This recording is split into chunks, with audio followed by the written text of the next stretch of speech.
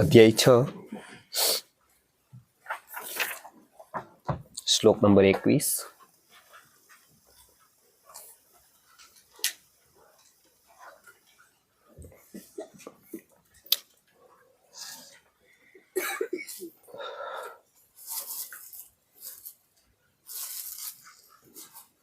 ગુરુર્બ્રહ્મા ગુરુર્વિષ્ણુ ગુરુર્દેવો મહેશ્વરઃ ગુરુ સાક્ષાત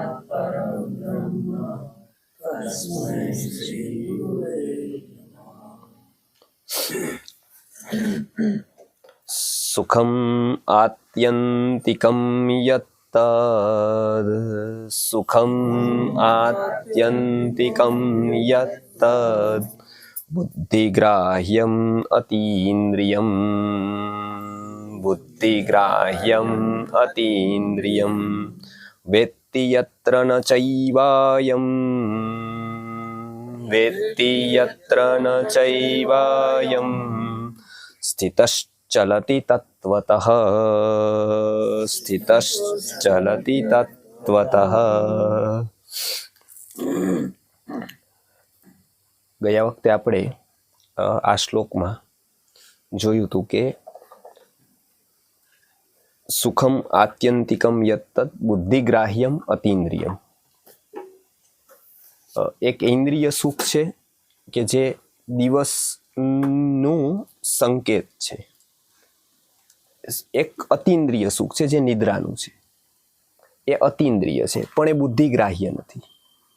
એ ખબર નથી આપણે સૂઈ ગયા હોય ત્યારે, પણ એ જ્યારે ઉઠીએ છીએ ત્યારે આપણને લાગે છે કે સુખેન અસ્વાપ્સમ.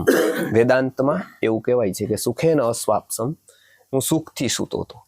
સુખથી સૂતો છે ત્યારે નથી ખબર એ સુખ છે, એ ઉઠ્યા પછી ખબર છે.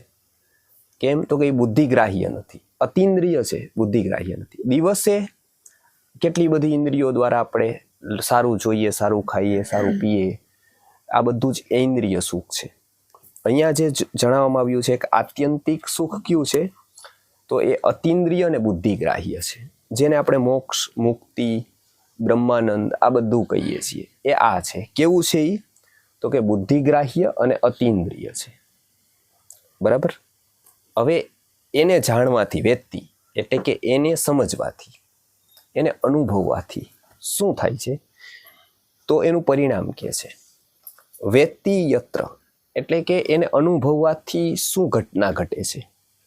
વેદાંત હંમેશા બે ઉપર વિચાર કરે છે. કોઈ પણ પુરાણ વાંચશો અથવા કથા સાંભળશો તો કથાની ગાડી આખી છે એ બે પાટા ઉપર ચાલે છે. શાપ વરદાન, શાપ વરદાન. આને શાપ આપી દીધો, આ ઋષિ આને વરદાન આપી દીધું. પુરાણની હંમેશા ગાડી છે એ બે ઉપર ચાલતી હોય, શાપ અને વરદાન. ઉપનિષદની જે ગાડી છે એ બ્રહ્મ અને જ્ઞાન, બ્રહ્મ અને જ્ઞાન આના ઉપર ચાલે છે. ક્યાંય પણ વાત આવશે તો એ બ્રહ્મની વાત આવશે, તત્વની વાત આવશે. અને એને મેળવવા માટે જે કાંઈ વાત આવશે એ જ્ઞાનની વાત આવશે. ત્યાં પહોંચવાની જે એક સીડી છે એ માત્ર જ્ઞાન જ છે, કર્મ નથી. માત્ર ને માત્ર જ્ઞાન છે. એટલે અહીંયા જે વાત કરે છે વેત્તિ, વેત્તિ એટલે વિશેષથી જાણવું. ભાગવતમાં એવું કહેવાય છે અહમ વેદમી. એમને એવું પૂછ્યું કે કેટલા લોકો જાણે છે ભાગવતની? તો વ્યાસ કહે છે કે અહમ વેદમી, શુકો વેત્તિ, સંજયો વેત્તિ વાનવા. અહમ વેદમી, હું જાણું છું. શુકો વેત્તિ, શુક જાણે છે. સંજયો વેત્તિ વાનવા, સંજય જાણે છે કે નહીં એ મને ખબર નથી, એના વિશે હું ન કહી શકું. ભક્ત્યા ભાગવતમ શાસ્ત્રમ ન બુદ્ધ્યા ન ચટીકયા. કેમ? તો કે જે બેસ છે ને જાણવાનો એ શું છે? તો કે ભક્તિ છે. એ જ્યાં સુધી ઘટિત નથી ત્યાં સુધી આ જાણી શકાતું નથી. આપણે જીવનમાં પણ કેટલીક ઘટનાઓ એવી છે કે જેને આપણે જાણી સમજી નથી શકતા. કેમ કે આપણી પાસે જાણવાનો એક જ રસ્તો છે, આપણી પાસે એક જ ઇન્સ્ટ્રુમેન્ટ છે, એ બુદ્ધિ છે. એક જ બુદ્ધિ છે કે જેનાથી આપણે માપીએ છીએ, જાણીએ છીએ, સમજીએ છીએ. પણ જગતમાં કેટલીક એવી વસ્તુઓ છે કે જે બુદ્ધિ દ્વારા જણાતી નથી, બુદ્ધિ દ્વારા સમજાતી નથી. ઉપનિષદે એટલે એવું કીધું છે કે યતો વાચો નિવર્તન્તે અપ્રાપ્ય મનસા સહ આનંદમ બ્રહ્મણો વિદ્વાન ન બિભેતિ કદાચનેતિ. યતો વાચો નિવર્તન્તે, જ્યાંથી વાણી મન સાથે પાછી વળે છે. યતો વાચો નિવર્તન્તે અપ્રાપ્ય મનસા સહ, ત્યાંથી પાછી વળી જાય છે. એટલે શું છે? તો કે તર્ક ત્યાં કામ નથી કરતો. એટલે શ્રદ્ધા છે ને એ તર્કની ઉપરના દાયરાની વાત છે. તર્કના નીચેના દાયરાની વાત છે ને એ વિશ્વાસ છે. વિશ્વાસ છે એમાં કોઈ તર્ક ઉપર ઘસો તો વિશ્વાસ ઉડી જાય, પણ તર્ક ઉપર ઘસો, તર્કની કાતર ચાલે છતાંય કપાય નહીં, તો એને કહેવાય છે શ્રદ્ધા. એ શ્રદ્ધાની વાત છે. કેમ? તો કે તર્ક ત્યાં કામ નથી કરતું. આપણી જગતની કેટલી ઘટનાઓ એવી છે, આપણું શરીર એવું છે, ત્યાં તર્ક કામ નથી કરતું. ગર્ભ છે, વ્યક્તિનો વિકાસ છે, વ્યક્તિનો જન્મ છે, વ્યક્તિનું મૃત્યુ છે, મૃત્યુ પછીનું જીવન છે, મૃત્યુ પહેલા, જીવન પહેલાનું જીવન છે. આ બધા જ એરિયા શેના છે? તો કે તર્કના નથી. ગમે તેટલું લગાવશો, શોધવાનો પ્રયત્ન કરશો, ગમે તેટલા વિજ્ઞાન લગાવશો, ત્યાં સાયન્સ શબ્દ જ ચાલતો નથી. ત્યાં આ શબ્દનું કોઈ મૂલ્ય જ નથી. ગમે તેટલું આગળ વધી જશે, એ ખબર જ નહીં પડે વ્યક્તિ ક્યાં વયો જાય છે. એક ક્ષણ પહેલા 100 કિલો કે 25 કિલો 50 કિલો વજન ઉપાડવા વાળો વ્યક્તિ ને પછી 5 જણા પોતાને ઉપાડવા માટે જોઈ છે. 5 જ મિનિટનો ફરક પડે છે. કોઈ એટેક આવે છે, કોઈ કાંઈ થાય છે. પછી એક વ્યક્તિ જે 50 કિલો પોતે ઉપાડતો તો, 100 કિલો પોતે ઉપાડતો તો, એને ઉપાડવા માટે બીજા 5 જણા જોઈ છે. હવે એ તો નહીં ઉપાડી શકે, પણ એ પોતાને પણ નથી ઉપાડી શકે. એવું શું થાય છે? ત્યાં કેટલું વિજ્ઞાન આવી જશે, છતાં આ રહસ્ય જ રહેશે. કેમ? તો કે એ અજ્ઞેય પદાર્થમાં મૂક્યું છે. પરમાત્માએ એ વસ્તુ શું મૂકી છે? તો કે અજ્ઞેયમાં મૂક્યું છે. કેટલાક ખાનાઓ અજ્ઞાતમાં આપ્યા છે, એને આપણે પુરુષાર્થ કરીને જ્ઞાત કરી શકીએ. અહીંયા રેડિયેશન આવે છે, તરંગો આવે છે, અહીંનું પ્રસારણ થઈ શકે છે. એ દેખાતું નથી, એ અજ્ઞાત છે, પણ એ જ્ઞાત થઈ શકે. એવી જગતની કેટલી વસ્તુઓ છે કે જે અત્યારે અજ્ઞાત છે. આપણે હાડકાં ન જોઈ શકીએ, પણ એક્સરે આવે તો હાડકાં જોઈ શકાય. એ અજ્ઞાત હતું, એ જ્ઞાત થઈ ગયું, કેમ કે અજ્ઞાતના ખાનામાં હતું. કેટલીક વસ્તુઓ એ અજ્ઞેયના ખાનામાં છે. એ અજ્ઞેયના ખાનામાં જે વસ્તુ છે એ ક્યારે જાણી શકાય? તો કે એ બહારના કોઈ પણ પ્રકારના પ્રયત્નથી ન જાણી શકાય. બહારના પ્રયત્નથી જાણી શકાય એ જ્ઞાત થઈ શકે. એ અજ્ઞાત છે, એને જ્ઞાત કરવું હોય તો બહારનો પ્રયત્ન જોઈએ. અહીંયાથી દિલ્હીનું જાણવું હોય તો બહારનો પ્રયત્ન જોઈએ, સેટેલાઇટ અથવા બીજું કોઈ એવું કેમેરાસ, કોઈ ટેકનોલોજી. એ કેમ કે અહીંયાનું જાણવું છે, બહારનું અજ્ઞાત જાણવું છે. ભૌતિક જ છે, અજ્ઞાત છે, જાણવું છે તો બહારનો પ્રયત્ન જોઈએ, તો બહારના સાધનોનો વિકાસ જોઈએ. પણ અજ્ઞેયને જાણવું છે તો કે તો સાધનનો નહીં, સાધનાનો વિકાસ જોઈએ. તો બહારનો પ્રયત્ન નહીં, અંદરનો પ્રયત્ન વધારવો પડે. તો એ અજ્ઞેય તત્વ, એને તત્વ કહેવાય છે. જે અજ્ઞેય છે એ તત્વ છે. અજ્ઞાત છે એ ભૌતિક છે. એ આજે જ્ઞાત નથી, કાલે જ્ઞાત થઈ શકે. એ અજ્ઞાત હતું, જ્ઞાત થઈ જાય. પાછું જ્ઞાત હતું, અજ્ઞાત થઈ જાય. પેલા વિમાન હતું, વર્ષો, હજારો વર્ષ પહેલા, એટલે વિમાન શબ્દ જ હતું. વિમાન શબ્દ જ હતો, જે રામાયણમાં પણ આવે છે. વિમાન મતલબ ઉડવા વાળું યાન, એટલે ઉડવા વાળું યાન હતું. વચ્ચેનો કાળ આવ્યો, એ લુપ્ત થઈ ગયું. જ્ઞાત હતું, અજ્ઞાત થઈ ગયું. પાછું રાઈડ બંધુ આવ્યા, શિવકર બાપુ તળપદે આવ્યા, હવાઈ જાદા પિક્ચર જોયું હોય, પાછું જ્ઞાત થયું. ફરી પાછું કંઈક થશે તો અજ્ઞાત થઈ જશે.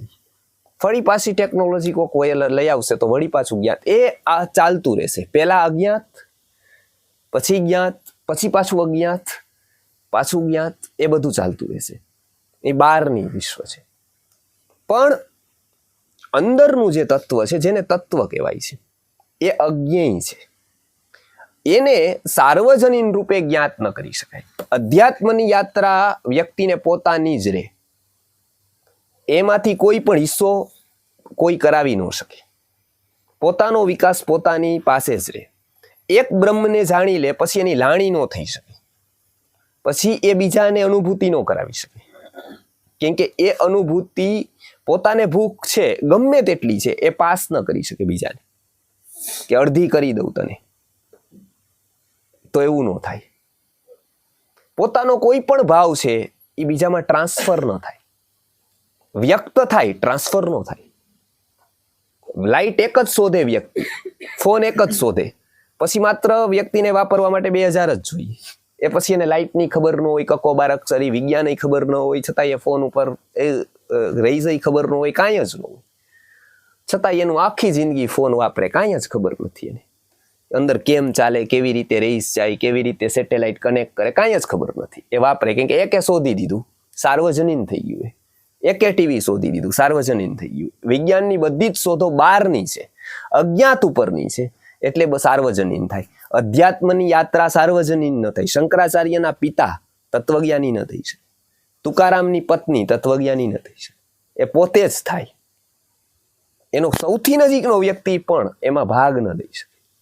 કેમ? તો કે એ અંતરનો વિકાસ છે, એ આ જન્મારાનું નથી, એ પરિપાક છે. એના માટે ક્યારેક એનામાં બીજ લાગ્યું, ક્યારેક એ વૃક્ષ છોડ થયો, છોડથી ક્યારેક વૃક્ષ થયું, અને વૃક્ષ એ પાછું ફળ આપ્યું. એ એક યાત્રા થઈ મોટી. એની વાત આગળ આપણે કરવાના છે. શનૈ શનૈ ઉપપરમેદ્ય જે શ્લોક આવે છે કે ધીમે ધીમે એનો અભ્યાસ થતો જાય. એકદમ બધું ન થાય, ધીમે ધીમે ધીમે ધીમે પરિપાક થતો જાય એનો. ધીમે ધીમે આપણી અવસ્થા બદલતી જાય, આપણને ન ખબર હોય, પણ એ થતું જાય અંદરથી. એટલે એ ધીમે ધીમે થાય. કેમ? એ અંદરની વાત છે, એટલે એકદમ ફ્લક ન થાય. એ પહેલી વાત. એ તત્વ એટલે કે અજ્ઞેય પદાર્થ, અજ્ઞેય જે સાધારણ અવસ્થામાં જાણી શકાતું નથી, એ અજ્ઞેય છે. એ પડદો પડેલો છે એની ઉપર. પણ જેમ વ્યક્તિનો વિકાસ થાય એટલે પડદો ખુલતો જાય. અને કુદરતે એ પડદો પાડીને વ્યક્તિ માટે સારું કર્યું છે કે વ્યક્તિ માટે ખરાબ કર્યું છે? કુદરતે કોઈ ભૂલ કરી છે કે આપણને ખબર નથી? ઘણા લોકો કે અમને પેલાનું યાદ હોત તો કેટલું સારું હતું, પૂર્વમાં આપણે ક્યાં હતા એ ખબર હોત તો અમે એમને કહીએ કે તો સુખી હોત તું કે દુઃખી હોત? આ જન્મારાનું આપણને યાદ રહેશે તો આપણે વાસ્તવમાં ખુશી થાય છે કે દુઃખ થાય છે? કોઈ આપણું અપમાન કર્યું હોય વર્ષો પહેલા, યાદ આવે તો શું થાય છે આપણને? અને એવું જ વધારે યાદ આવે છે. સારા પ્રસંગો તો આપણને ઓછા યાદ આવે છે. એને આપણી આગતા સ્વાગતા કરી હોય, એના પ્રસંગમાં ગયા હોય, આવું 10 વર્ષ બને. 11મા વર્ષે એ કાં તો ગુસ્સે થઈ જાય, કાં આપણને બોલાવતા ભૂલી જાય, બરાબર? કાં આપી ઉપેક્ષા કરી દે. બધા મોટી પાર્ટીઓ આવી હોય એમાં પડે, આપણને કે કાલો આવ્યા હશે ગુરુજી તેનું કામ કરે, તો પેલું મનમાં આવે હવે અહંકાર આવી ગયો, હવે બદલાઈ ગયા ભાઈ. હવે એ આખી કેસટ લાગે, પછી 10 વર્ષ ભૂલાઈ જાય. પછી એ યાદ ન રહે કે એક દિવસ તો એને એક દિવસ તો આટલી સ્વાગતા કરેલી. એવા 10 વર્ષ ગયા. એ 10 વર્ષ યાદ ન રહીએ, એ 11મું જ યાદ રહે. એ દુઃખ યાદ રહે છે મનને. કેમ? તો કેવો સ્વભાવ છે એ જ પકડે છે એનું મન. હવે જો પૂર્વજન્મ યાદ હોત અને ખબર હોત કે ભાઈ મારી પત્ની એ તો બિલાડી હતી પહેલા, તો આ ઝઘડા આટલા છે એનાથી વધી જાત. અત્યારે ખાલી એટલું જ કે છે કે હવે જોયું તો કાંઈ નહોતું, ત્યારે ઘરે હું આવ્યો હતો ત્યારે કાંઈ બાપ દાદા પાસે હતું નહીં, આ તો હવે બધું થયું. એટલે વાત પતી જાય છે ઝઘડાની. હવે તો પેલા થાય કે હવે જોયું તો બિલાડી હતી, તો વધત કે ઘટત? તો કુદરતે એ સમજીને રાખ્યું છે કે વ્યક્તિને પૂર્વનું યાદ નથી આવતું. કેમ કે નહીતર વ્યક્તિ એ ક્ષમતા જ નથી કે એ વ્યક્તિ સહન કરી શકે, એ વ્યક્તિ ભાર સહન કરી શકે એવી એનામાં પણ એક ક્ષમતા જ આવી જાય એનામાં. એ આ જગતથી જો માધ્યસ્થ ભાવ કેળવે તો શું થાય? તો કુદરત ધીમે ધીમે ધીમે ધીમે એ જ્ઞાન આપતી જાય એને. જેવી રીતે એ વ્યક્તિ વધે, એ યથા મામ પ્રપદ્યંતે તાંસ તથૈવ ભજામ્યહમ.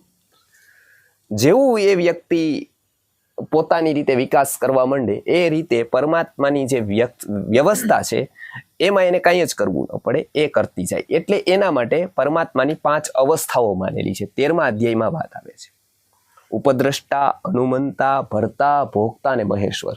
પરમાત્મા તત્વ એક સરખું બધામાં રહેતું હોવા છતાં પણ બધામાં પોતાની ભૂમિકા અલગ અલગ રીતે છે. કોઈકમાં એ તત્વ ઉપદ્રષ્ટામાં છે, કોઈમાં એ અનુમંતામાં છે, કોઈમાં એ ભર્તામાં છે, કોઈનામાં એ ભોગતામાં છે અને કોઈનામાં એ મહેશ્વરની ભૂમિકામાં છે. ઉપદ્રષ્ટા અનુમંતા ચ ભર્તા ભોક્તા મહેશ્વર પરમાત્મેતિ ચાપ્યુક્તો દેહેસ્મિન પુરુષઃ પરઃ. પુરુષના એક જ દેહમાં 5 પ્રકારની ભૂમિકામાં ભગવાન છે. એકમાં માત્ર એ જોવાવાળા છે, એકમાં માત્ર એ જોવે છે, દ્રષ્ટા છે. જેવી રીતે આપણે પાડોશીની દુકાનમાં આપણે કઈ ભૂમિકામાં છીએ? દ્રષ્ટાની ભૂમિકામાં. એમાં આપણે ઇન્ટરફિયર નથી કરતા. પાડોશીના ઘરમાં ખીતી ક્યાં લગાવી, કલર કેવો કરવો, એમાં આપણે ઇન્ટરફિયર નથી કરતા. આપણે માત્ર જઈએ છીએ, જોઈએ છીએ કેવું છે મકાન. એ ફર્નિચર કરાવે ન કરાવે આપણને કાંઈ લેવા દેવા નથી. ઉપદ્રષ્ટા. બીજામાં અનુમંતા છે, એ સારું કરે છે ત્યારે સપોર્ટ આપે છે, અનુમોદના કરે છે. ત્રીજામાં ભર્તા, સપોર્ટ, એટલે એની ભૂમિકા કઈ આવે છે? તો કે સપોર્ટની આવે છે. ચોથામાં ઇન્વોલ્વમેન્ટની આવે છે, ભોગતા. અને પાંચમામાં મર્જિંગની આવે છે. આ 5 ભૂમિકા છે. જેમ વ્યક્તિનો વિકાસ થાય એમ કુદરતની શક્તિ એક્ટિવ થતી જાય છે. આપણને ખબર નથી પડતી પણ એવું થાય છે વાસ્તવમાં. એટલે અહીંયા પણ એવું કહે છે કે વેત્તિ, એટલે કે આ વ્યવસ્થાને જે જાણી જાય છે એની ફલશ્રુતિ શું છે? તો કે વેત્તિ યત્ર ન ચૈવ અયમ, બરાબર છે, સ્થિતઃ તત્વતઃ ન ચલતી. એ તત્વથી ચલાયમાન થતો નથી. એ જ્ઞેય જે તત્વ છે એના તરફ જે એનું પ્રયાણ છે એમાંથી એ ચલિત નથી થતું. એ કક્ષાએ આવે છે જે ચલિત નથી થતો. નહીંતર વ્યક્તિ હંમેશા એનું મન છે એનો સ્વભાવ એવો છે, જે આગળ કહેવાના છે કે ચલ સ્વભાવ છે. અર્જુને જ્યારે પ્રશ્ન કર્યો છે કે ચંચલમ હિ મનઃ કૃષ્ણ પ્રમાથી બલવદ દૃઢમ તસ્યાહમ નિગ્રહમ મન્યે વાયોરીવ સુદુષ્કરમ, ત્યારે એ જવાબ આપે છે કે અસંશયમ મહાબાહો મનો દુર્નિગ્રહમ ચલમ અભ્યાસેન તુ કૌંતેય વૈરાગ્યણ ચ ગૃહ્યતે. યોગ દર્શનમાં પણ અભ્યાસ વૈરાગ્યાભ્યામ તન્નિરોધ, યોગશ્ચિત્ત વૃત્તિ નિરોધ એવું કીધું, પણ અભ્યાસ વૈરાગ્યાભ્યામ તન્નિરોધ. અભ્યાસ અને વૈરાગ્ય, અભ્યાસેન વૈરાગ્યેણ ચ ગૃહ્યતે, આ 2 થી જે ગૃહિત થાય છે. એટલે આપણે ત્યાં 3 માર્ગો અહીંયા અજ્ઞેય તત્વ સુધી પહોંચવાના બતાવ્યા. ક્યાં 3 માર્ગોની વાત કરી છે ઉપનિષદમાં? કે આગમેન અનુમાનેન ધ્યાનાભ્યાસ રસેન ચ, આગમેન અનુમાનેન ધ્યાનાભ્યાસ રસેન ચ ત્રેધા પ્રકલ્પયન પ્રજ્ઞામ લભતે તત્વમુત્તમમ. આ 3 અલગ અલગ રસ્તા છે. આગમેન અનુમાનેન ધ્યાનાભ્યાસ રસેન ચ, આ 3 થી ઉત્તમ બુદ્ધિને ભાવિત કરવી. ત્રેધા પ્રકલ્પયન પ્રજ્ઞામ લભતે તત્વમુત્તમમ, આ 3 થી પ્રાપ્ત થાય છે. એમાં પહેલો છે આગમ, એટલે કે વેદ. વેદનું તત્વ જ્ઞાન જાણવું, આ પહેલો રસ્તો છે સૌથી. એ તત્વ સુધી પહોંચાડવાનો પહેલો રસ્તો છે એ વેદ છે. એટલે વેદનો જે તત્વ જ્ઞાનનો ભાગ છે શીખવું. જીવનમાં જ્ઞાન એને જ કહેવાય છે. આપણે આઈએએસ થાય, આઈપીએસ થાય, એમકોમ થાય, સોલિસિટર થાય, ડોક્ટર્સ થાય, આ બધી જ માહિતી છે, આ જ્ઞાન નથી. કેમ? તો કે એનાથી ફલશ્રુતિ ભૌતિક છે. હંમેશા ફળ શું એનું? End of. આપણે સ્કૂલમાં આપીએ કંઈક ડોનેશન, અંતિમમાં ફળ શું? ભૌતિક. અંતિમ શું કામ? એ વસ્તુ શું કામ? તો કે વ્યક્તિનું શરીર સારું, ભૌતિક રહે. ભિખારીને રોટલો આપો કે સ્કૂલ બાંધો, બેયનું ફળ એક જ, બેય પેટ માટે. એનાથી ઉપર કંઈ જ નહીં. એકને રોટલી આપી પેટ ભર્યો, એકને તમે ભવિષ્યની રોટલી આપી. આને વર્તમાનની આપી, આને ભવિષ્યની આપી. ભિખારી વૃત્તિ બેયમાં રહી. એ કાઢવાનો કોઈ પ્રયત્ન ન કર્યો. એ કાઢવાનો પ્રયત્ન કરવો એટલે એને તત્વજ્ઞાન આપવું. એ ભૌતિકતાથી ઉપરની સીડી શરૂ થઈ. હવે જ્યારે ફળ ભૌતિક છે ત્યારે આપવાવાળાનું કે પ્રયત્નનું અંતિમ ફળ ભૌતિક જ છે. ત્યાં આત્મિકની કોઈ શક્યતા નથી. પણ ગીતાકાર જે જ્ઞાન કે છે એ કયું જ્ઞાન છે? અધ્યાત્મ જ્ઞાન નિત્યત્વમ તત્વજ્ઞાનાર્થ દર્શનમ એત જ જ્ઞાનમ ઇતિ પ્રોક્તમ. અધ્યાત્મ જ્ઞાન નિત્યત્વમ, અધ્યાત્મનું નિયમિત રીતે ચિંતન કરવું. ચિંતન, મનન, શ્રવણ, મનન અને નિધિધ્યાસન સુધી લઈ જવું. એને 3 સ્ટેપ છે. પહેલું વાત આપણે શ્રવણ કરીએ, સાંભળીએ. એ સાંભળીએ એમાં મનને સંયુક્ત કરીએ. એકવાર સાંભળી લઈએ તો શ્રવણ થઈ ગયું, પણ પછી રિવિઝન કરીએ, એ મનન થયું. એકવાર સાંભળી લીધું, એ શ્રવણ થઈ ગયું. હવે એમાં ચિંતન કર્યું આપણે કે ઓકે શું થયું, એના ઉપર વિચારણા કરી, એ મનન થયું. અને એને દ્રઢ કરી દઈએ, એમાં ઇન્વોલ્વ થઈને એટલું ગંભીરતાથી લઈએ તો એ થયું નિધિધ્યાસન. વ્યક્તિ જ્યારે જાતને ભૂલતી જાય ત્યારે આ નિધિધ્યાસનની કક્ષા આવતી જાય. એ ઉત્તમ રીતિ છે. તમે બાળકને ભણાવો તો બાળકના માટે વાર્તા નથી, બાળકના માટે એક જીવન છે. એટલે બાળકના ઉપર એ બહુ ઇફેક્ટ કરે. બાળકને તમે એમ કહો કે એક રાજા છે ને એનું રાજ્ય છે, તો અત્યારે જ એને એવું લાગે કે અત્યારે રાજા છે, રાજ્ય અત્યારે સાચે જ છે. એને કોઈ મરી ગયો તો એને આંખમાં આંસુ આવી જાય, એને દુઃખ લાગી જાય. કેમ તો કે અત્યારે એના માટે જીવન છે. ગીતા જે દિવસે એવું બને તે દિવસે એના પરિણામ શરૂ થાય. કોર્સમાં રાખી એના પરિણામ નો આવે. એ કે તો પુસ્તક છે, એને ભણાવવા વાળો શું છે તો કે એને 200 રૂપિયા મળે છે કલાકના, 500 રૂપિયાનું લેક્ચર છે, 1000નું લેક્ચર છે, એટલે ગીતા ઉપર બોલે છે મોટિવેશનલ સ્પીકર. ગીતા સે એ હો જાયેગા, વો હો જાયેગા, ધંધા बढ़ जाएगा, બિઝનેસ बढ़ेगा. તો આપણને લાગે કે ઓહો તો ગીતા કામની છે. જો મને ધંધામાં કામ આવતી હોય તો બરાબર, બાકી એનાથી વિપરીત હોય તો ઓકે, તો એ નથી. કેમ કે એના સિવાય કોઈ વ્યક્તિએ મગજ તૈયાર નથી કર્યું કે બીજું કઈ મહત્વનું છે મારા જીવનમાં, ધંધા સિવાય, સંબંધો સિવાય મારા જીવનમાં કોઈક એક એવો સંબંધ છે જે અજ્ઞાત તત્વ સાથે છે. એવું કોઈ એને કહેતું જ નથી. કેમ કે એવું કહેવાથી વ્યક્તિને કઈ મળતું નથી. આવું કહેવાથી તો સામેવાળો વ્યક્તિ ડિસ્કનેક્ટ થવાની વધારે શક્યતા છે. કેમ કે એ આકાશી વાત લાગે છે. અહીંયા આ વાત તત્વજ્ઞાનની છે, એટલે કથામાં હજારો લાખો કેમ ભેગા થાય છે? કેમ કે એમાં સરળ છે, પણ જીવન જ્ઞાન એ બધું સરળ નથી. બહુનામ જન્મનામ અંતે જ્ઞાનવાન મામ પ્રપદ્યતે. એવું ભગવાને પણ અર્જુનને નથી લાલચ આપી કે તું તો સંબંધી છો, તને હું એક જન્મારામ કરાવી દઉં કાગળિયા. એમને પણ એવું જ કીધું કે બહુનામ જન્મનામ અંતે જ્ઞાનવાન મામ પ્રપદ્યતે. એ ધીમે ધીમે જ થશે હંમેશા. એટલે 3 રસ્તા: આગમ, અનુમાન. આગમ એટલે વેદ, અનુમાન એટલે તર્ક. આ બીજી વસ્તુ છે. તર્કથી ઉપનિષદમાં કીધું કે બુદ્ધિને જેમ તર્કથી વિચારો, રહસ્યનો બોધ કરો, એમ સૃષ્ટિના અનેક રહસ્યોનો બોધ થતો જાય આપણને. અને ત્રીજું ધ્યાનાભ્યાસ રસેન છે. ત્રીજું ધ્યાન કરો. આ ત્રીજો માર્ગ કીધો. આ 3 માર્ગથી ત્રેધા પ્રકલ્પયન પ્રજ્ઞામ લભતે તત્વમુત્તમમાં તત્વ પ્રાપ્ત કરવાના 3 માર્ગોની વાત કરી. અહીંયા એ તત્વની વાત અલગ રીતે કરેલી છે. વેત્તી એટલે કે જે આ તત્વને જાણે છે એ શું નથી થતો કે આ સ્થિતિથી ચલિત નથી થતો. એટલે શેનાથી ચલિત નથી થતો તો કે કોઈ પણ પ્રકારની ભૌતિકતાથી, એ આત્મિક વાત ઉપરથી ચલિત નથી થતો. એની ઉપનિષદમાં એક સરસ કથા કરે છે. ઉપનિષદ છે એને 1-2 રીતે જાય છે. ભારતના શાસ્ત્રો વાંચશો આપ તો એમાં 2 રીતે છે. એક તો તત્વની વાત છે, ભક્તિ. પણ ભક્તિ કહેતા સામાન્ય વ્યક્તિના સામે કોઈ ચિત્ર નથી ઊભું થતું, ઇમેજ નથી થતી એની. પણ મીરાબાઈ કહેતા ઇમેજ થાય છે, નરસિંહ કહેતા ઇમેજ ઊભી થાય છે. ભક્તિનું રૂપક આપવું હોય તો નરસિંહ મહેતા, મીરાબાઈ ભક્તિના રૂપક છે. ભક્તિ સાકાર ભક્તિ છે. ભક્તિ આમ નિરાકાર વર્ડ છે. એનામાંથી કંઈક ટેબલ કહેતા ટેબલ ઊભું થાય, પણ ભક્તિ કહેતા શું ઊભું થાય? ભક્તિથી શું આપણા મનમાં ઇમેજ થાય? કાંઈ જ નહીં. ટેબલ ખુરશી કહો તો આ ધ્યાનમાં આવે. ભક્તિ કહેતા શું ઊભું થાય? કાંઈ નહીં. જ્ઞાન કહો તો શું ઊભું થાય? તો કે નહીં. પણ શંકરાચાર્ય કહો તો ઊભું થાય. ઓકે, નોલેજ એ જ્ઞાન છે. જ્ઞાનને ઊભું કરવું હોય તો કે તો શંકરાચાર્યને કયો, એટલે વ્યક્તિને જ્ઞાનની મહત્તા ખબર પડે. ભક્તિનું કેવું હોય તો કે તો એકનાથ કહો, નરસિંહ કહો કે મીરા કહો, તો એને ભક્તિ ખબર પડે. ઉપનિષદમાં બધા જ તત્વો છે એને તત્વ તરીકે નથી રાખ્યા. વેદમાં બધા જ તત્વો તત્વ તરીકે છે.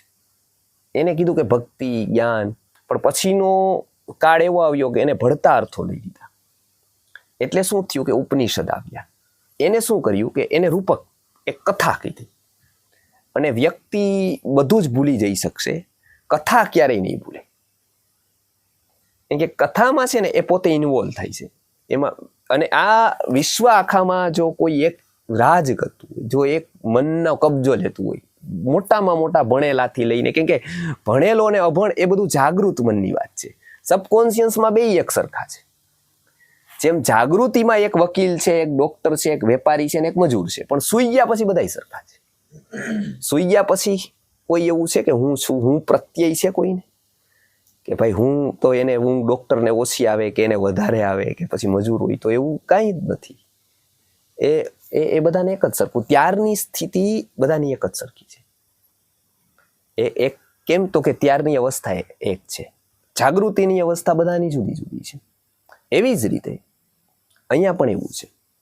અહીંયા ઉપનિષદમાં આ જ બધા વાત રૂપકો કથા દ્વારા કહેવામાં આવે છે. જાગૃત મન, બીજું બધું શિક્ષણ છે એ જાગૃત મન લે છે, માહિતીનું બધું જ. કથા છે એ અજાગૃત મન ઉપર જાય છે. ત્યાં તર્ક બંધ થાય છે, ત્યાં એક ધારા ચાલે છે, એક ચિત્ર ઊભું થાય છે. એના ઉપરથી પછી આપણી પિક્ચરની, સિરિયલ્સની બધી ઇન્ડસ્ટ્રીઝ છે આવી, એ ઉપનિષદોથી જ આવી. આ શોધ ક્યાં છે? મૂળ ઉપનિષદોમાં છે. તો ઉપનિષદ અહીંયા એક કથા રજૂ કરે છે કે કેવી વ્યક્તિ ન ચલતી, સ્થિતશ ચલતી તત્વતઃ, ન સ્થિતઃ ન ચલતી તત્વતઃ. તત્વતઃ કોણ નથી ચાલતું? તો એની એક કથા આવે છે, જે અહીંયા પૂજ્ય ગુરુજીએ બહુ સારી રીતે ઉદ્ધૃત કરેલી છે. એ કઠોપનિષદ નામના ઉપનિષદમાં છે. આમ ઉપનિષદો ઘણા છે, પણ મુખ્ય દશોપનિષદ છે, જેમાં શંકરાચાર્યએ ભાષ્ય લખ્યું છે. એમાંનું એક કઠોપનિષદ છે. એમાં એક નચિકેતાની કથા આવે છે. વાજસ્રવસ છે એક. એ વાજસ્રવસ છે એ તપોવનના વિદ્યાર્થી તરીકેનું એનું જીવન દર્શાવવામાં આવ્યું છે ઉપનિષદમાં. એને એક પુત્ર હોય છે નચિકેતા. એ પ્રશ્નો બહુ કરે છે. અને બાળક છે તો એને સૌથી વધારે એને અજ્ઞાત રીતે એનું મન છે ને પ્રશ્નો કરતું હોય છે. ખબર નથી આ કઈ ભૂખ એને પ્રશ્નો કરાવે છે. આપણને એક જ છે કે બાળકને આહાર આપો, બાળકને ભૂખ હોય છે, પણ એક ભૂખ એને જેમ આહારની છે, એમ બીજી ભૂખ પણ એ લઈને આવ્યો છે. એ અજ્ઞાત તત્વની ખોજ છે. એ આપણને નથી ખબર કોને ખોજે છે, કોની જગ્યા. પણ એ પૂછે છે કે શું પૂછે છે? આ પત્તા લીલા કેમ છે? આ પથ્થર અહીંયા કેમ પડ્યો છે? આ ગાડી આમ કેમ જાય છે? આ ઝાડવું ઉપર કેમ છે? આ વરસાદ કેમ આવે છે? આવું બધું. હવે એ બાપાને પણ ખબર ન હોય કે આ ઝાડવાનું પત્તું લીલું કેમ છે. ક્લોરોફિલ કે કોઈ વનસ્પતિની પ્રક્રિયા જ ખબર ન હોય, એટલે કે ચૂપ બેસ. એને ખબર નથી કે પોતે પીએચડી છે, પણ એનું બાળક એને પ્રતિક્ષણ મૂર્ખ ઠરાવે છે. એને તો બધા એમ કે છે કે ડબલ પીએચડી છે, તો કે હું ડોક્ટર છું, કાં તો હું વકીલ છું, એન્જિનિયર છું. બાળક એને પ્રશ્નો પૂછે છે કે આ કાચ કેમ બને છે? એને નથી ખબર કે આ કાચ બને છે કેવી રીતે, આ કેવી રીતે છે, આ વરસાદ કેમ આવે છે એને પણ નથી ખબર. વરસાદની આખી પ્રોસેસ, આ મેઘ કેમ બંધાય છે, આ એટલે કે બેસ એની જિજ્ઞાસાને ધીમે ધીમે મારે છે. એટલે આ પણ એવું સમજે છે કે ઓકે, પ્રશ્નો નથી કરવા મારે, પણ એને સૌથી પહેલું શું હોય છે? પ્રશ્નો હોય છે. નચિકેતા એ એક રૂપક છે. નચિકેતાની એક કથા છે. એ શું કરે છે? એ પ્રશ્ન વારંવાર પૂછે છે. વાજસ્રવસ છે એ તપોવનમાં ભણે છે, બહુ સારું કાર્ય કરે છે, બહુ જ સારી ખ્યાતિ થાય છે. એક દિવસ સંક્રાંતિ આવે છે, એટલે એ દાન આપે છે. સંક્રાંતિ દાનની સાથે જોડાયેલું છે. એમાં એ દુબળી ગાય ને બધું, કેમ કે ઓલું બધું દાન દઈ દીધું હતું પેલા, બધું સારું બીજી સંક્રાંતિ. એ આને નથી ખબર. દાન એને જ કહેવાય છે કે જે અતિ નજીકનાને પણ ખબર નથી. એ કોઈ જાહેરાત કરવાની વાત જ નથી. બધા જાણી લે એમ હું કરું એ નહીં. તો એ તો એક અહંકારનો ફેલાવ થાય છે. એટલે એ દેવાનું શરૂ કરે છે. એટલે નચિકેતા આવીને પૂછે છે કે મેં જ્યાં સુધી સાંભળ્યું છે ત્યાં સુધી પ્રિય વસ્તુ, વેલ્યુએબલ વસ્તુનું દાન થાય છે. અને પોતાને પ્રિય હોય છે એનું દાન દેવાય છે. આ તો બધી નથી જોતી એવું તમે દાન કરો છો તો એ એથી તો સારું નહીં થાય. આ નાનું બાળક એ નચિકેતા નાનો છે, પ્રશ્ન થાય છે. નાનો એ અર્થમાં છે શારીરિક રીતે, પણ ઉપનિષદ ક્યાંય શારીરિક એજની વાત જ નથી કરતું. એ છે ને માનસિક એજની વાત કરે છે. આપણે શારીરિક એજ ઉપર ત્યારે ગયા કે જ્યારે અંગ્રેજોએ આપણી એજ્યુકેશન સિસ્ટમ 0થી સ્ટાર્ટ થઈ. કેમ કે 5 વર્ષે બધાની એક સરખી ઉંમર હોય, એટલે બધાની એક સરખી ઉંમર હોય એટલે બધાને એક જ સરખો કોર્સ ભણાવવામાં આવે, બધાને એક જ સરખા ગણવામાં આવે. કેમ કે પૂર્વજન્મ છે જ નહીં. તો બધા શરૂ ક્યાંથી કરે છે? તો કે 0થી. જન્મથી બધા જ શરૂ કરે છે. બધા 0થી શરૂ કરે છે એટલે બધાની એક જ એજ, તો કે શારીરિક એજ ગણો. આપણે બધી સર્ટિફિકેટમાં કે બધી જગ્યાએ લખી અમે કેટલા વર્ષના, તો કે 40 વર્ષના. બે વ્યક્તિ 40 વર્ષના છે, બે સરખા નથી. એક 40 એ 150 વર્ષનો થઈ ગયો છે અને 40 એક 8 વર્ષનો જ બાળક છે. આ બેમાં બહુ ફરક છે. એક 40 વર્ષે 150 વર્ષનો થઈ ગયો, એટલો અનુભવ એને 40 વર્ષમાં લીધો છે, એ શીખો છે એટલું બધું અનુભવથી. અને એક વ્યક્તિ હજી બાળક જ છે, 40 થાય 80 થાય હજી બાળક જ છે, હજી એને બીજું કાંઈ જીવનમાં જાણ્યું નથી, હજી એવી જ છે એની સ્થિતિ જેવું ત્યારે હતું ત્યારે જ. એ જ એમાં લાઇક્સ છે, ડિસલાઇક છે, એ બધું એ જ એનું જીવન છે આખું. આ બેમાં ફરક છે. શારીરિક એજ બહુ કામ નથી કરતી, માનસિક એજ છે એક, કે જે જન્મોથી આવે છે. એ વ્યક્તિ બધા 40 વર્ષના સરખા નથી. શંકરાચાર્ય વિશે એવું કહેવાય છે કે ચિત્રમ વટતરોર મૂલે વૃદ્ધા શિષ્યા ગુરુર યુવા,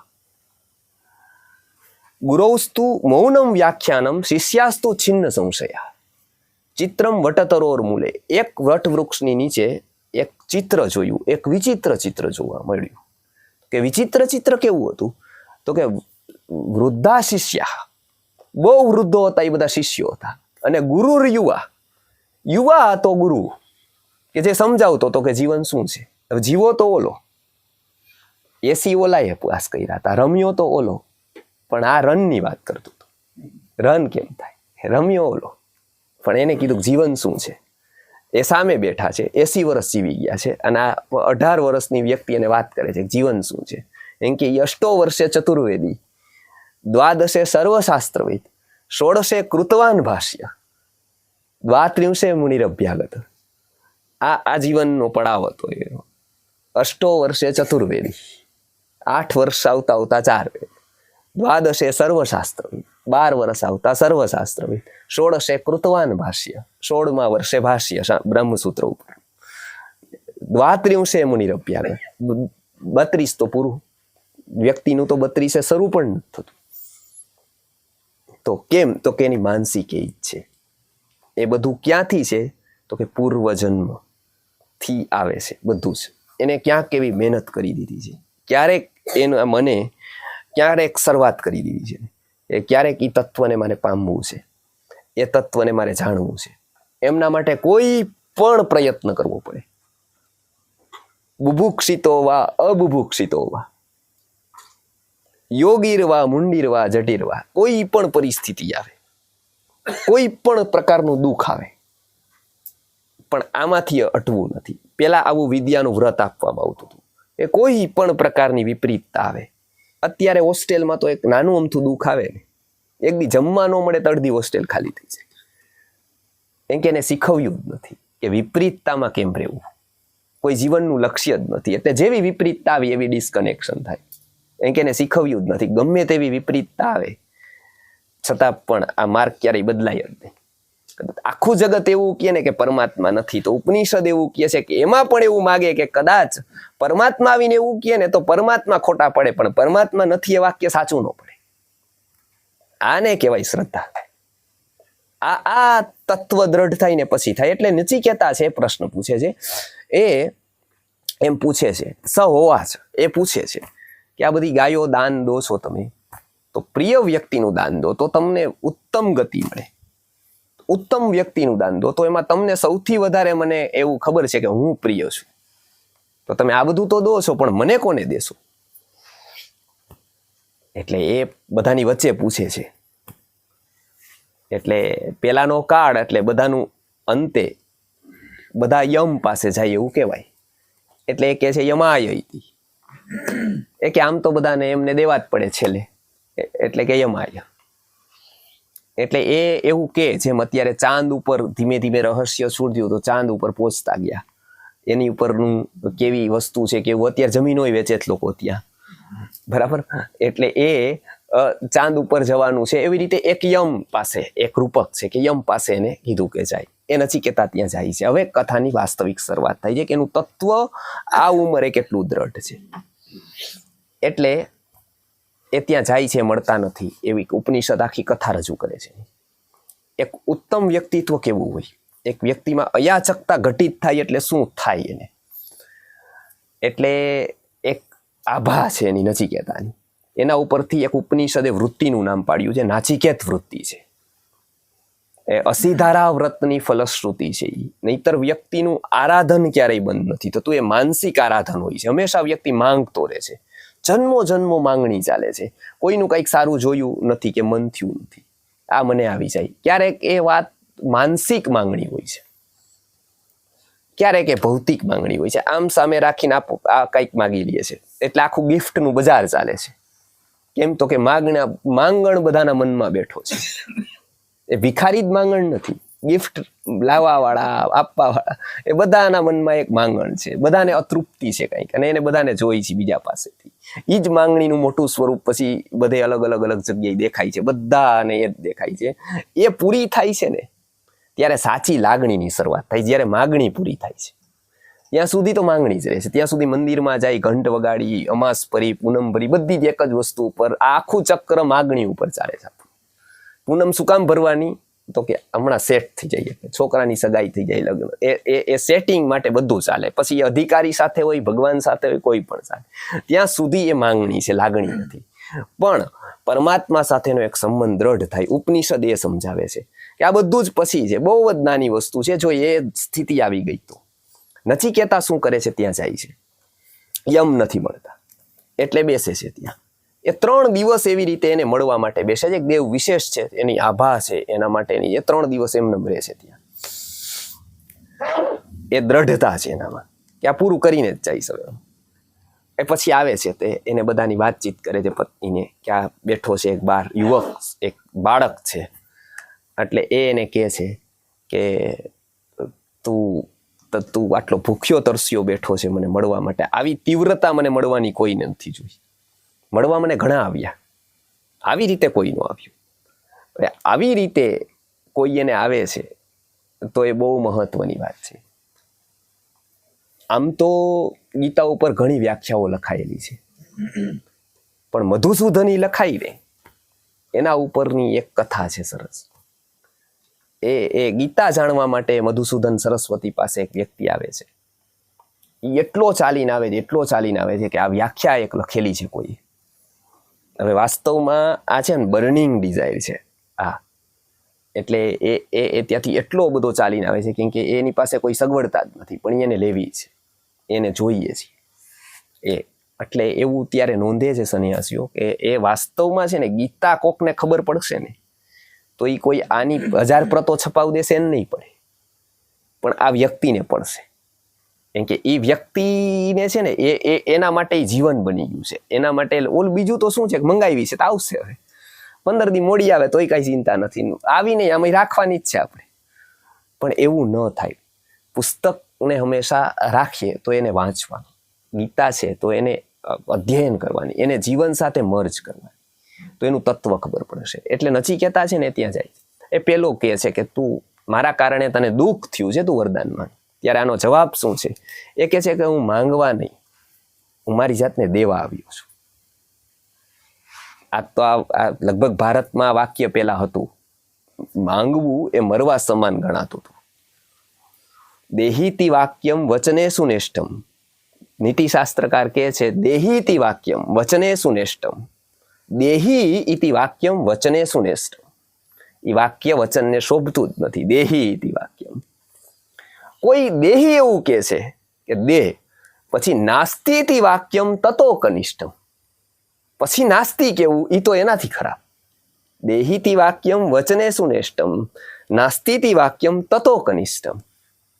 ગૃહાણ વાક્યમ કોઈક સામેથી કે ગૃહાણ એટલે લઈ લે, ગૃહાણ વાક્યમ વચનેશુ રાજા, આપવા વાળો એવું કે ગૃહાણ એટલે લઈ લે, તો કે એ તો કે એ વાક્ય છે ને એ રાજા છે, તો બહુ મોટું, એ તો કેવું વાક્ય છે કે સામેથી વ્યક્તિ કે ગૃહાણ એવું, નેચ્છામી વાક્યમ રાજાધિ રાજા, આપવા વાળો તૈયાર હોય છતાં એવું કે નેચ્છામી માર નથી જોતું, એ રાજાધિ રાજા છે, એ પરિચેતનાનો પરિપાક છે, એ સામાન્ય વ્યક્તિત્વથી ઉપજ થવા વાળું ફૂલ નથી, એ અધ્યાત્મની ખેતી થયા પછી હજારો જન્મારાના બીજ વાવ્યા પછીનો પરિપાક જે ફૂલનો થાય છે ને ત્યારે વાક્ય નીકળે છે કે નેચ્છામી વાક્યમ રાજાધિ રાજા, એ નથી જોતું. એ એક ઉપનિષદ આ કહાની કે નચિકેતા એવું કહે છે કે હું અહીંયા નથી, મારે જોતું નથી, હું તો મારી જાતને સોંપવા આવ્યો છું. એટલે કહે છે કે આ મોડેસ્ટી છે ઇન્ટેલેક્ચ્યુઅલ, એ કહે છે કે મારું કલ્યાણ થાય ને એટલા માટે તું માંગ, મમ કલ્યાણમ ભવતુ તદર્થમ, એ કે મારું કલ્યાણ થાય ને એટલા માટે. હવે નથી કહેતા કે આ બરાબર, આની ભૂમિકા બરાબર આવી ગઈ, હવે તને જરૂરિયાત છે એટલે નહીં, પણ મારું કલ્યાણ થાય એટલા માટે તું કે, નકર મને ગિલ્ટી થશે કે મેં તને. એટલે એને કીધું કે પેલું તો એવું છે કે એ મેં પિતાને બધાની વચ્ચે પ્રશ્ન પૂછ્યો. નચિકેતા બહુ બુદ્ધિમાન છે, બહુ બુદ્ધિમાન, પ્રાજ્ઞચક, એની પાસે બુદ્ધિ છે, એ ખબર પડી જાય છે કે અમે બધાની વચ્ચે પૂછ્યું એટલે એને એવું કીધું છે. એટલે એને કીધું કે એના મારા પિતાના મનમાં મારા વિશેની શંકાઓ હોય કે મારા પ્રત્યે દુર્ભાવ હોય તો એ દૂર થઈ જાય. એટલે એ કહે છે કે એ તથાસ્તુ, પહેલું પૂરું કરી દીધું. એ તો સાવ સામાન્ય હતું, અને હંમેશા સામાન્યથી શરૂઆત થાય છે, વિશેષથી શરૂઆત નથી થતી. કોઈ પણ સંબંધોની શરૂઆત હંમેશા સામાન્યથી થાય છે. હંમેશા વ્યક્તિ પહેલી જ વારમાં કોઈને અંગત પ્રશ્નો પૂછી લે છે, માનવાનું કે એની કોઈ કેટેગરી જ નથી, એ માનસશાસ્ત્ર જાણતો જ નથી, છીછરો વ્યક્તિ છે. પહેલી અવસ્થામાં તો ક્યારેય કોઈની અંગત વાત પૂછાય જ નહીં, કોઈ પણ પ્રકારની ન પૂછાય. એ નીતિશાસ્ત્ર કહે છે, જો એવું કોઈ પૂછતો હોય ને માનવાનું કે આ નામ બહુ લાંબી છે જ, અને પેલી જ મુલાકાતમાં કોઈ અંગત વાતો કહેવા માંડે પોતાની, તો માનવાનું કે આનામાંય નથી પૂરેપૂરી. બરાબર છે. અત્યારે તો બસમાં જતા હોય, સાસરું કેવું છે, કેવું પિયર છે, બધી વાત બસવાળાને કરે છે, 5 મિનિટ પછી ઉતરી જવાનું છે, એની ઉપર રડવા માંડે કે હમણાં મને જેઠાણી આવું કીધું, સાસુ આવી, પણ એનાથી શું મતલબ છે? એ મનનું છીછરાપણું બતાવે છે. એવી વ્યક્તિ ક્યારેય ગંભીર નથી થઈ શકતી. રામ વિશે કહેવાય છે, પૂટ પાક પ્રતિકાશો રામસ્ય કરુણો રસ. એ કેવું ગંભીર વ્યક્તિત્વ છે, એની ઉપર દુઃખના ડુંગર તૂટી પડ્યા હોય, એને ખબર છે કે દુઃખ આને જ કહેવાય, એ બધેય ન કહેવાય.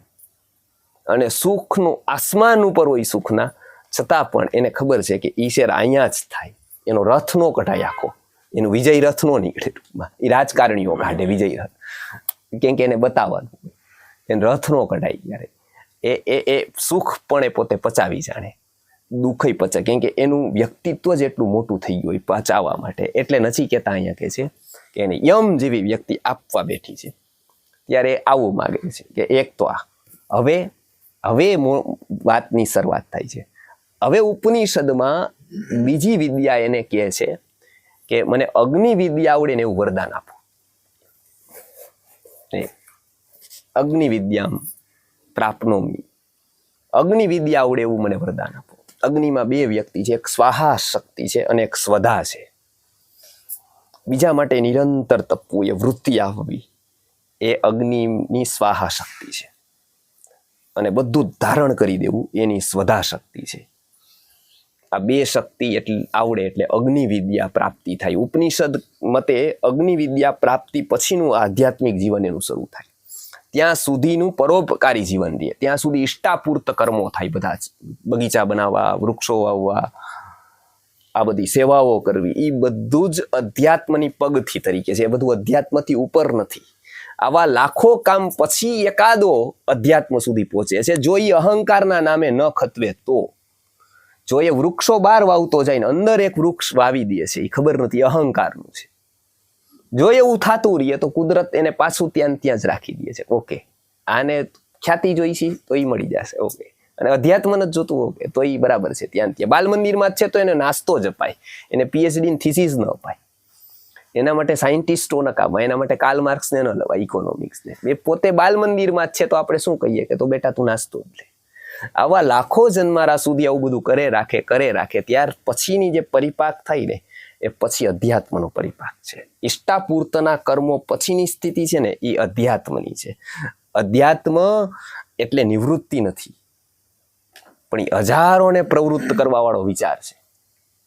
આઈન્સ્ટાઈન એક જ વસ્તુ શોધે, એ બલ્બ જ શોધે, પણ બલ્બથી પછી કેટલી ફેક્ટરીઓ હાલે. એક જ વ્યક્તિ એક મશીન, પણ કેટલાને દોડતો કરી દે, પહેલેથી લઈને છેલ્લે સુધી એક જ બલ્બ હોય, એ એક જ શોધે.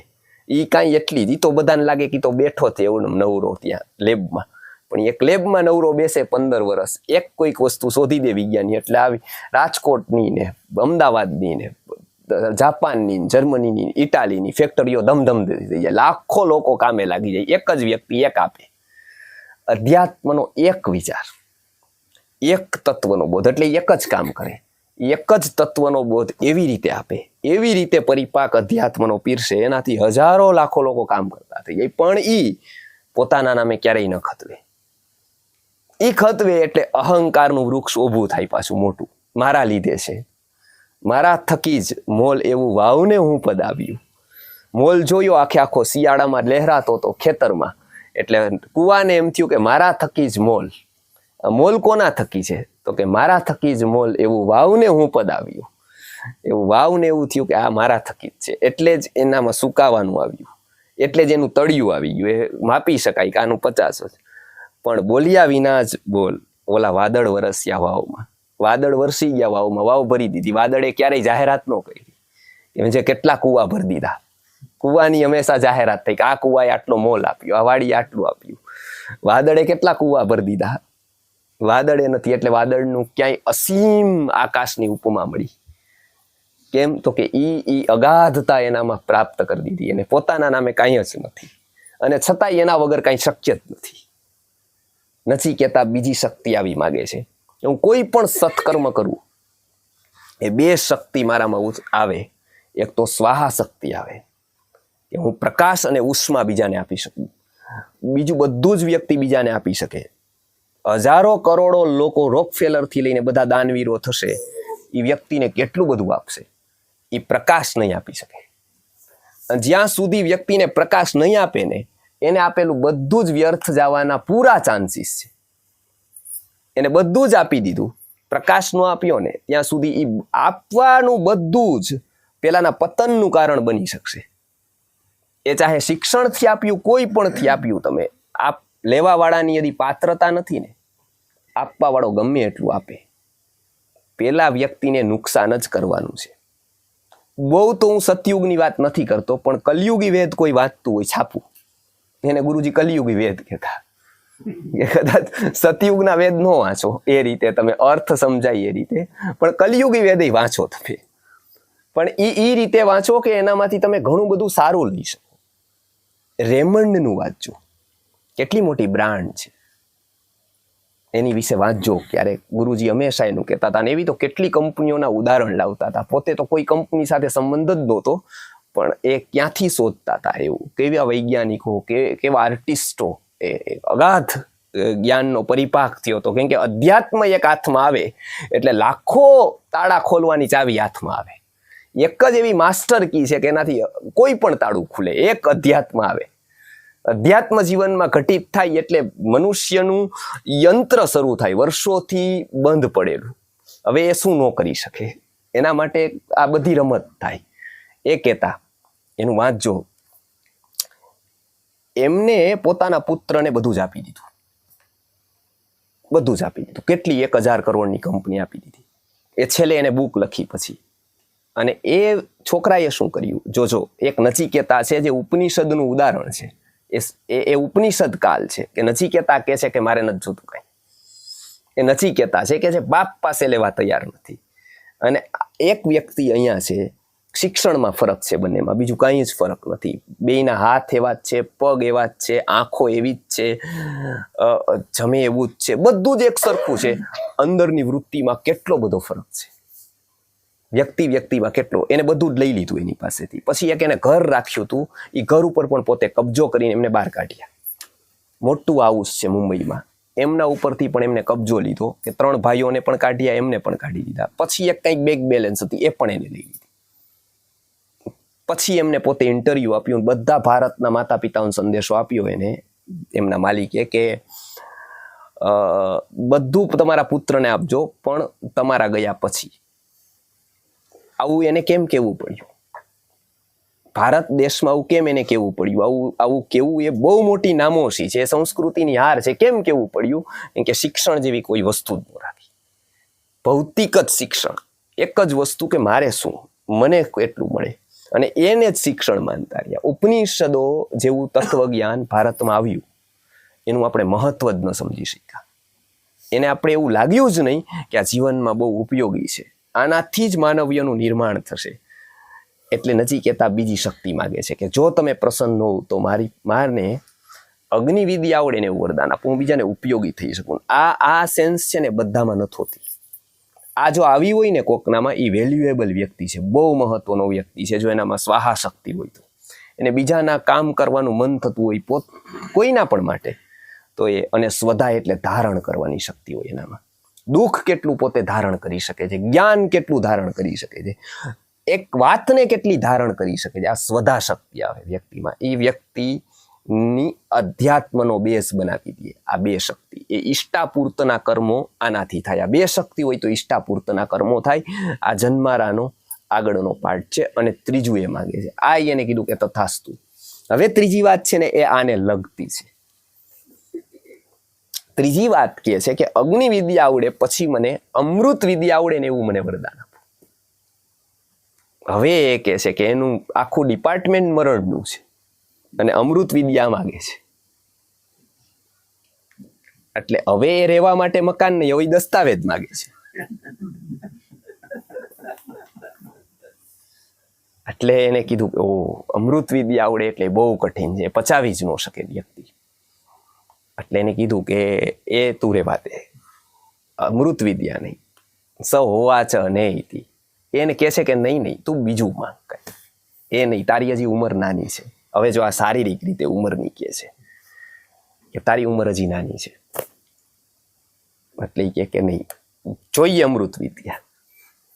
હવે એની શરૂઆત થાય છે કે 3 વરદાન મેં તને કીધા છે, અમૃત વિદ્યા હું તને ન આપું. નચિકેતા અધ્યાત્મ વિદ્યાની કેટલી વેલ્યુ કરે છે જોજો. એટલે એ કહે છે કે એને બદલામાં તું ધનમ મેરુતુલ્યમ, મેરુતુલ્ય ધન માંગી લે. હવે સામાન્ય વ્યક્તિ આજનો હોય કોઈ તો શું વિચારે કે મેરુતુલ્ય ધન જ માંગી લેવાય ને પછી તો રાખી લેવાય લોકોને. પછી બધા ગીતાના ક્લાસ વાળા આવે, ઉપનિષદના આવે. ગોળ હોય તો બધી માખીઓ આવવાની જ છે, યોગના ટીચર આવવાના છે, ઉપનિષદના આવવાના છે, ગીતાના આવવાના છે, જે જોઈ આવવાના છે. જેવા જોઈ, જે કેટેગરીના જોઈ આવે, આવું જ કરાય ને. આ સેલામ સેલો રસ્તો આ થાય. પણ એને નાનપણથી ખબર હતી. એને ખબર હતી કે કેટલીક એવી વસ્તુ છે કે એ આનાથી ન આવે, આ છોડો તો જ આવે. એ આવે તો આ મારે કેટલી બધું ઇનકેસ કરી દઈ ને, અંદરનું બહારનું, તો કેટલીક વસ્તુઓની પ્રાપ્તિ થાય. કેટલીક વસ્તુઓ એમને આવે જ નહીં, એ વૃત્તિ થયા વગર ન આવે. એ મહત્વનું હતું. એટલે એ કહે છે કે સવાચ નહીથી. ઈ એમ કહે છે કે ના, આ કેટલી મોટી વાત કહેવાય. એક નાનો નચિકેતા ધનના મેરુતુલ્ય પાસે કહે છે કે ના. ઉપનિષદ ઉપર એક લેખ લખાવાના દિલ્હી યુનિવર્સિટી 2000 રૂપિયા એક પ્રોફેસરને, એક કોલમિસ્ટને. ઈ કોલમિસ્ટ લખે કે ઉપનિષદમાં બધા ગાપા છે, ઉપનિષદ એ આઉટડેટેડ, ગીતા એ આઉટડેટેડ સાહિત્ય છે. આવું ઈ શું કામ લખે? એને 2000 રૂપિયા એક કોલમે મળે. એટલે બરાબર, એક વ્યક્તિ 2000 રૂપિયામાં ખરીદાઈ જાય. એની પાસેથી જે લખાવવું હોય એ લખાવી શકાય.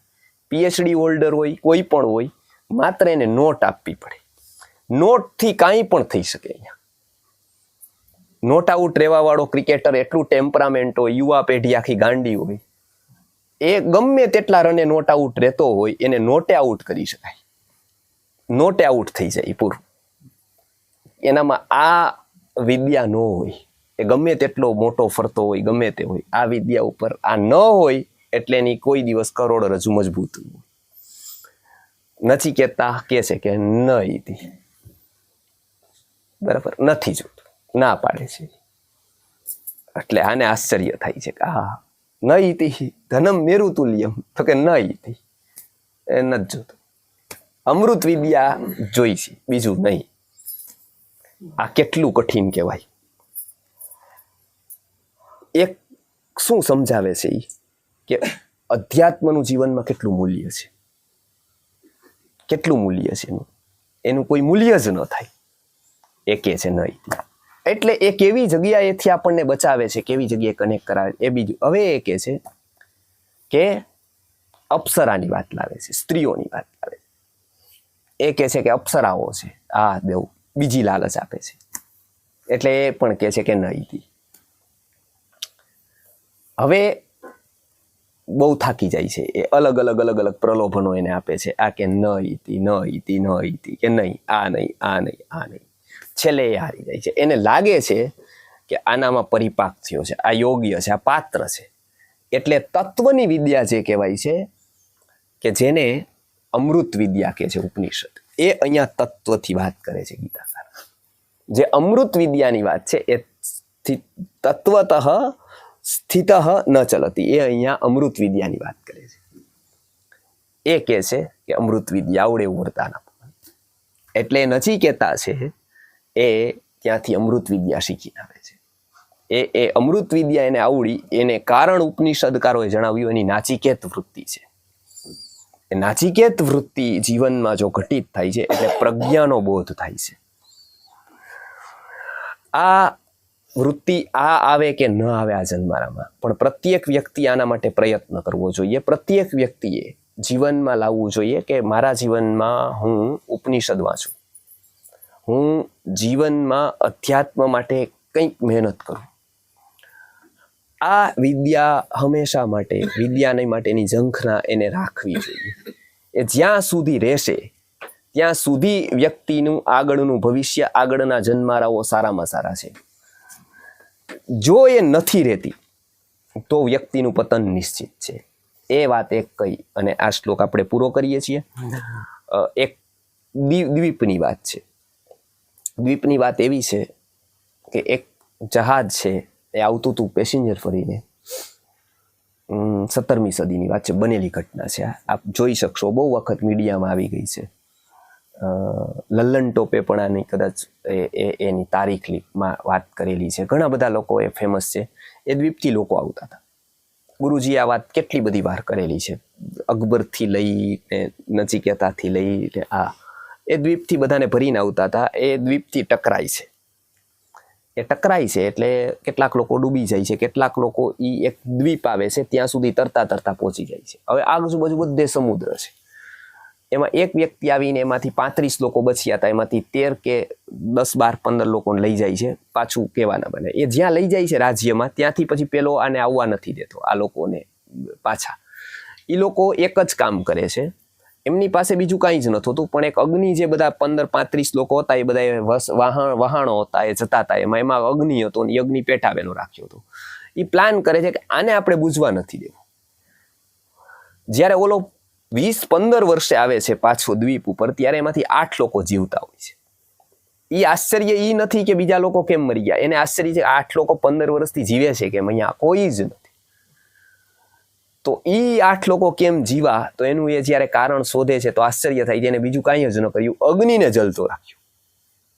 અગ્નિને જલતો રાખ્યો એટલે સાવ જમવાનું, માછલાને એવું બધું શોધી આવ્યા, એમાં પકાવ્યા, એને ખાધા, પાણી પી લીધું. એ રીતે અગ્નિને કે અમે એક વસ્તુ નક્કી કરી દીધી કે આને બુઝાવા દેશું એટલે પૂરું, પછી અગ્નિ પેટાવા એવું કંઈ હતું જ નહીં. અગ્નિને જલતો રાખ્યો. આ કથા દ્વારા ઉપનિષદ એ કહે છે કે એક અગ્નિને જલતો રાખો. એક જે તમારામાં અધ્યાત્મની ભૂખ છે ને, એને એક ખાલી બીજું કાંઈ જ ન કરો. જીવનની સફળતા ત્યાં છે, એ અગ્નિને જલતો રાખી ગયો છેક સુધી. જો એ બુઝાઈ ગયો વચ્ચેથી તો પૂરું, આવતા વખતે મનુષ્ય જન્મ જ નથી, તો પછી બોધ જ નથી, તો પછી કોઈ જ વિકાસ નથી. આ એક જલતો રાખવો એટલે શું કરવું? જલતો રાખવો એટલે સ્વાધ્યાય પ્રવચનાભ્યામ ન પ્રમદિતવ્ય. જલતો રાખવો એટલે સ્વાધ્યાય કરવો, એટલે દરરોજ સાંભળવું, એક વક્તાનું નહીં, બધાનું સાંભળવું, ઘણા બધાનું, નવા પુસ્તકો વાંચવા. કેટલા બધા લોકોને કેમ તો કે કયો વિચાર ભગવાન કોના દ્વારા પ્રેષિત કરે, કોના દ્વારા આપણને લાગી જાય કાંઈ જ ખબર નથી. આ બધા જ નિમિત્ત છે. એવું કોઈ એક ગુરુનું કોઈ સામ્રાજ્ય ક્યારેય થતું જ નથી, ક્યારેય હોય જ ન શકે. બધા જ એક તત્વના બધા જ એજન્ટ, બધી એજન્સીઓ છે એક તત્વ સુધી પહોંચાડવા વાળી. એક જે નિયરેસ્ટ, જે સારું લાગે છે, જે પ્રતિપાદનની ક્ષમતા જેનામાં છે એ પ્રમાણે એ પ્રામાણિક પ્રયત્ન કરીને ત્યાં જ પહોંચાડે છે. એ જલતી રાખવાની વાત એટલે જ સ્વાધ્યાય છે. આ શ્લોક અહીંયા પૂરો થાય છે. આવતો શ્લોક આપણે આવતા વખતે લઈશું. ગુરુર્બ્રહ્મા ગુરુર્વિષ્ણુ ગુરુર્દેવો ગુરુ તસ્મૈ શ્રી ગુરુવે